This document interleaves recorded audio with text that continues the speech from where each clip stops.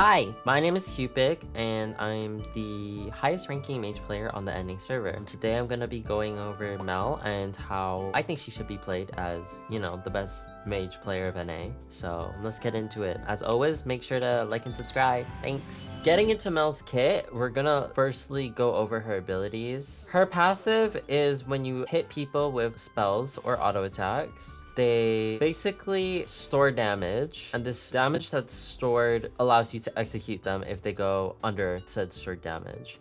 So this is 1 stack, 2 stacks, 3. When you Q, it applies 6 stacks, but your auto also applies stacks on top of it. We're gonna Q 6 stacks. Your auto has +3. And then your auto itself counts as the 1 extra. Every time you cast a spell, you basically get 3 stacks on your auto plus your auto, so it's 4 stacks. If you charge this up to like 9, your next auto is going to give 10 stacks like your passive. You should think of this passive as like a Callista Spear. It's like a Callista Spear, but you don't have to pull out the spears to execute. It's basically like having the spears in someone. So it's just racking up damage. And the second that they go below this little bar, they're gonna die. So I'll show you an example. So you see this bar? Now they're executable. So you auto and they would just get executed. There's a few parts of this passive that I'll be going over. The thing that you see over the head, that's if your passive is marking the said target. And then once it does this, this means it's executable to your R. So if it shows the different icon, that means if you R, they will die to your R instantly. For Mel, just because you see that mark, it doesn't mean they're gonna die to your auto though, okay? Or like a spell hit. It just means that they're low enough for your R to kill. See, my next auto didn't execute it, so yeah, even though it showed the mark. So the mark is only for executing with ult, not executing with your passive. So that's her passive. Her Q is basically a targeted Kaisa Q. It's a skill shot, so you just aim it on them and it shoots like 6 missiles.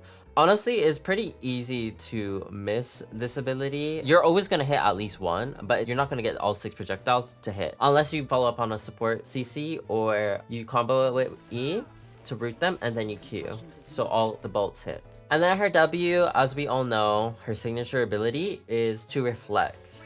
This ability is pretty straightforward. You kind of just use it when you don't want to get hit by a broken skill shot or you don't want to die. You see a Blitzcrank hook coming, it will reflect and it will send the hook out of you and you'll grab the Blitzcrank. So you don't always want to grab someone, so be careful when you're reflecting a hook champ. A very underrated part of this ability is the fact that it also prevents damage. So reflecting an ability is good and it can be game winning or team fight winning, but a lot of the times if you're versing a certain matchup, you're gonna want to use W to prevent damage, not just reflect damage. For example, if you're versing a LeBlanc, all of LeBlanc's damage comes from W, so you can just wait for her to W in and then go invulnerable and take no damage from her main damage skill, so then she can't deal damage to you and you will win the trade no matter what. So keep an open mind when using this ability. It's not just for reflecting, it's also for damage reduction. Her E is pretty standard. It's basically like any mage you would use to just root someone. That's about it. At the edge, it like does an AoE like burst type damage for like a second, so it's good to like land a max range one if you can, if possible. But yeah, her R does damage to everyone affected by your passive and it increases the damage based on how many stacks you have. Like I said, if you think of the stacks as like a Callista passive, the R is basically rend, but like it tells you when it's gonna execute. So it's really useful to rack up damage. You don't want to click it beforehand, you can, but you want to wait for this symbol. Because once you see that symbol, that means they will die. But yeah, those are Mel's skills. Getting into the rune portion of the guide, we're going to go Comet every game, Mana Flow, Transcendence. You can switch between Scorch or Gathering, Presence of Mind, Legend Haze, Haze AP, Scaling HP. This page is good because Comet is broken on Mel due to if you hit spells, it reduces Comet's cooldown, and Mel's Q is considered single target. So look at the Comet cooldown.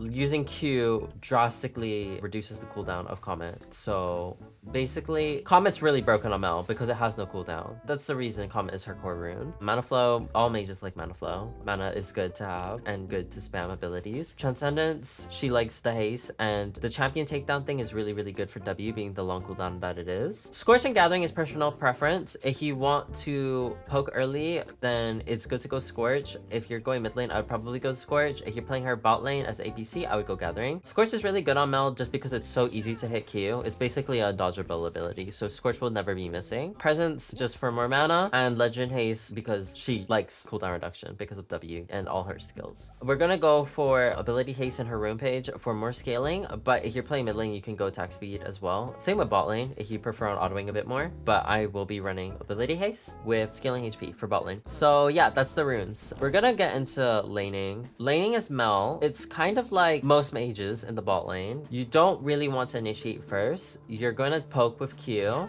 in the lane phase. When an ADC goes for a CS, they're stuck in an auto animation. So they cannot move. Like, you can't move for a second when you're autoing. So when somebody's autoing, that's when you want to go for your Qs. So when someone's stuck in that animation, you're gonna Q them. If you see an ADC like farming, you're just gonna Q them when they can't move because they're CSing. You're just gonna use your Q every single time your mana flow band is up. So you're just gonna stack that as soon as possible with your Qs. And you're not looking to fight or all in unless your support finds an opportunity. If your support finds an opportunity, it's going to be like Lux. So you're gonna weave in your auto. So let's say your Nihilus lands a hook on this target dummy. You're gonna E, auto, Q, auto. That's just gonna be her main combos. If it's too far away and you can't auto and you can't weave, you're just gonna E, Q, and then you're gonna auto. See, that does 496. If you E auto, Q auto, it's gonna do a lot more damage. See, 550. You're just gonna always want to weave autos in as a mage if you can. If you can't, then so be it. But ideally, if you are in range, you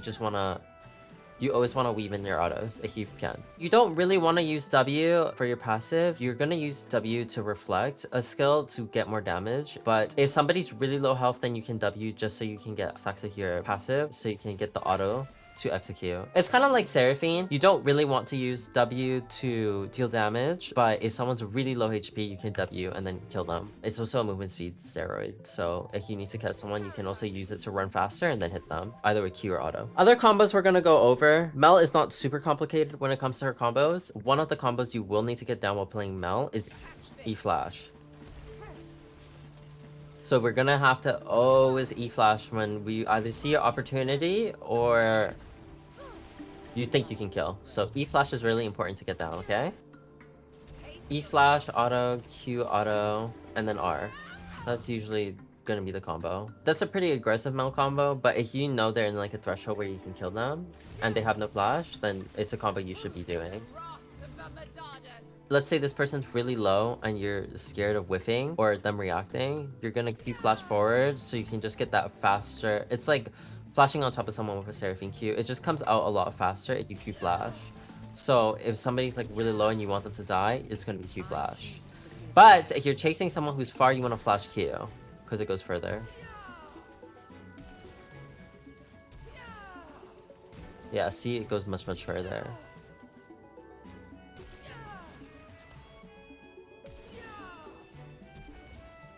Flash Q. It has a very large range, okay? So just remember, Mel's Q has a lot of range. It's really good. Like, if someone's low, flash Qing is really good for getting that, like, last hit.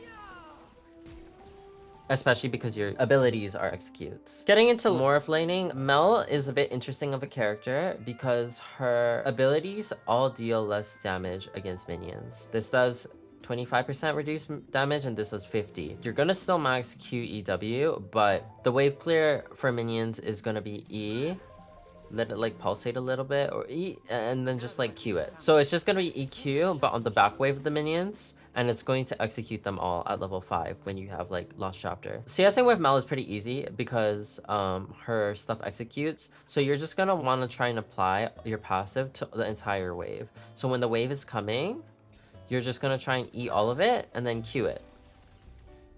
The back line usually to execute, and then all of the melees to execute the melees because they're gonna have stacks from your E and your autos. So that's how Mel pushes the wave. It's with EQ.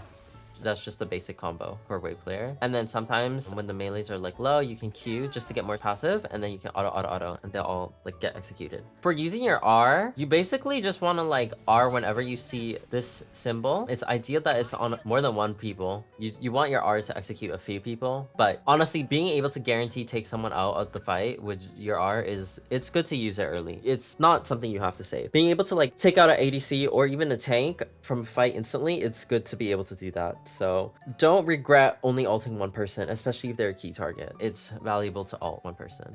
For her builds, I'm gonna go over two that I think I'll be using. I've played her on PvE, but not to a ridiculous extent. So this is just what I am going to be building when she releases. I don't know if this will be what everyone builds on her, but these are the builds that I'll be running. The first build, and probably the most standard one I'll be trying, is Archangel's, Liandry's, Cosmic, Rabba, Void. This is my Hui build. The reason why I like this build is because Mel doesn't have any mobility spells besides W. So being able to get the Cosmic and the Seraphs gives her a nice bit of survivability. Plus with her W, makes her very difficult to kill, especially with her range. So with Mel, you can play from a ridiculous range across the screen and just heal back, and then just wait for your spells to come back up. This is why I like this build, because it allows you to like just maneuver the battlefield with Cosmic movement speed and just stay really safe for a really long time. And if they jump on you, you still have the Seraph shield plus your W, so it makes you a very hard champion to kill. Second build I'll be doing on Mel is gonna be Blackfire Torch, Sworks, Shadow Flame, Rabadon's Void Staff, Horizon Focus. This build is gonna get you a lot more damage, better at executing for sure. Having this build makes you do a lot less damage to tanks, but a lot more damage to squishies.